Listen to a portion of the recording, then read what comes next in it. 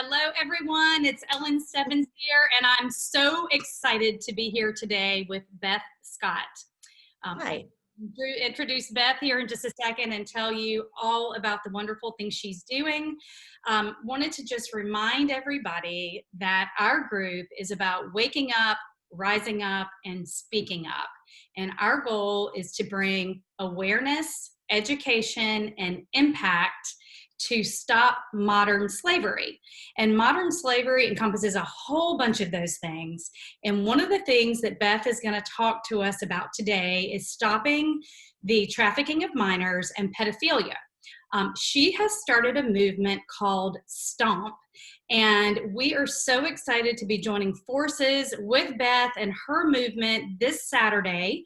So I want to open it up to her to tell us about our organization, about what their mission is, what they're looking to do, and about this event that they're hosting on Saturday that I want to encourage all of you to go to and join us, and let's try to get together and bring awareness, more awareness to what's happening.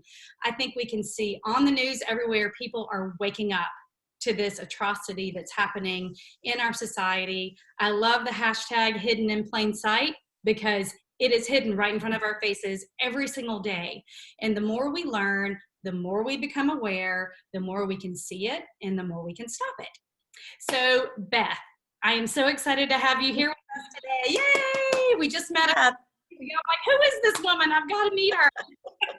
Yeah, thank you so much. And it's so funny, we both actually live in Charleston. So we met through these platforms and groups that we're forming, and we're fighting the same fight. So thank you so much for having me on today. And I'm definitely tell us what STOMP is, what gave you the idea to start the group, and kind of what your vision is. And then we want to get into details about the event on Saturday. Perfect. Well, STOMP started out as a small Facebook group, Stop Trafficking of Minors and Pedophilia. That's very much something that is near and dear to my heart. And basically the way that it started is my sister and I were swapping back information. And it's a very huge topic right now. And it's always been something that's huge to us and near and dear to our hearts. And we formed this group. We had, 15 of our friends that we invited. And we just wanted to be fact-based. We wanted to steer away from political. We wanted to steer away from conspiracy theories. And we just wanted to start sharing information. So that was the foundational building block of the whole movement.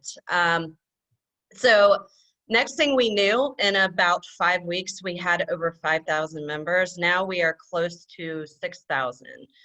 So we started with petitions. We have about 7 in circulation right now. We also started with protests and peaceful marches. And then that expanded to lobbying. So we've started to do some lobbying in states to get some of the laws changed so that convicted sex offenders and child traffickers got tougher sentences. So we're in the beginning phases of that. We have approximately 4 teams, we call them task force, that are action-based, and they're working towards making these things happen. So today, Saturday, is our first event in Charleston. The first event that I am actually in person going to attend. We had 2 protests happen in New York City already. However, this is going to be the first one in Charleston, and it's very meaningful because we're actually going to be on the Ravenel Bridge. And yeah, and I don't know if you guys have ever been out there, but it's very symbolic because of the cargo ships that are coming and going out of the ports there. And so it's very symbolic for us to be there on the top of the Ravenel. So we're excited. That's interesting. That's something that our group has been talking about, is how can we get the port involved with the cause, right? And how can we maybe inspect the containers and the other things that that are coming over. So we're excited. Beth and I are going to be talking about how we can possibly join forces in more than just protests. We're a new group as well. I think we started about the same time as you, and we have about 4,000 members now. So 10,000 people. I mean, that's a lot of people in 5 or 6 weeks that are jumping on board with this cause. So I think we are onto something good, and I think we can make a huge difference. So we're starting on for the march on Saturday. We're starting on the Mount Pleasant side of the bridge at 12 p.m. Tell us what we Yes. wear, tell us if masks are required, tell us if we should bring signs, what should the signs say. We definitely want to help, help make an impact. So tell us what we should do as a group and how we can support you. Yeah, perfect. Thank you. I think that's all important information. We definitely want to raise awareness. I was joking with one of my friends that I don't plan to be on a box screaming in a megaphone. We we more want this to be a people march and really bring awareness. And I have a vision that we're going to line up across the bridge and holding hands or not holding hands with our signs and have a moment of silence for the victims. Oh, I love that. And I think that that's the way Charleston does things. Yes. What you think about some of the events that have gone on in the marches across the bridge, and we do have the support of the Mount Pleasant Sheriff. We have been collaborating with them. They've given us approved parking, and they've also given us a map of how we enter and exit the bridge safely. So that's all posted on the group links. Also, some of us did come together and order t-shirts. We are going to have some gear available for sale after the event, and all the proceeds are going to go towards several nonprofits that we all support.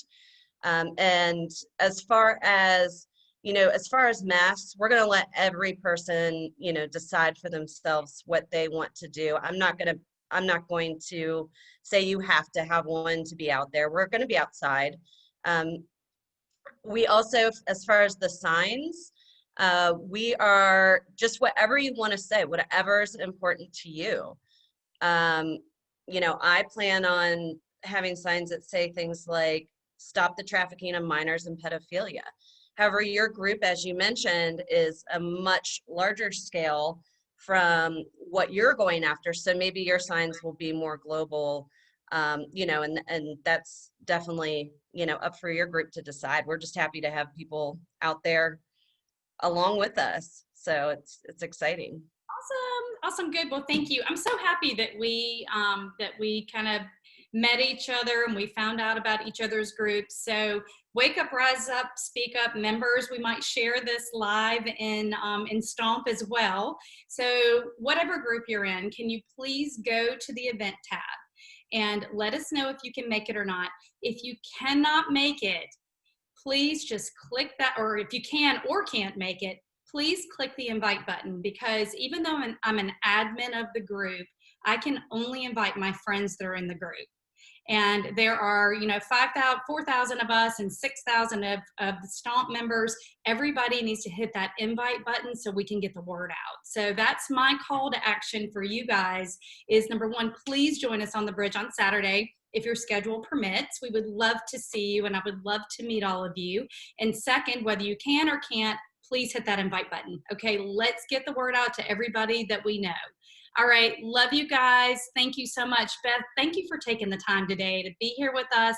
I can't wait to meet you in person, and I know together we're all gonna make a huge impact on a lot of people's lives, so thank you. Yes, thank you so much for having me. It was so nice to meet you, and we hope to see you out there on Saturday on the bridge, and if not, please invite your friends and family to join us. I think we're making a big difference. So Awesome. thank you so much. Bye, guys. Bye. Bye.